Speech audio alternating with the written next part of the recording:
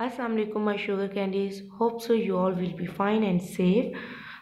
Students, today is Friday, so we revise our previous lesson today. Let's open your English textbook, page number 2. Page number 2, lesson number 2, and the topic is B. What is this? ब। सब बच्चे जिस तरह मैं ब को बना रही हूँ अपनी फिंगर से, उसी तरह अपनी बुक पे ब को बनाएं और साथ पढ़ें ब। What is this? ब। ब ब बॉल, ब बॉल, ब बॉल, ब ब बैग, ब बैग, ब ब बैग, ब ब bag, b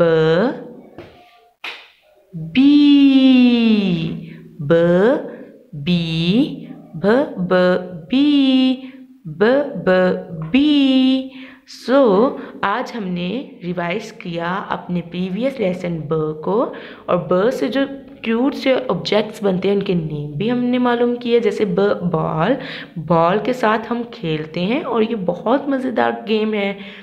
एंड नेक्स्ट हमारे पास था ब बैग, बैग जिसमें हम अपनी बुक्स रखते हैं, और ये भी ब से शुरू होता है। इसकी आवाज़, इसकी साउंड ब से स्टार्ट होती है।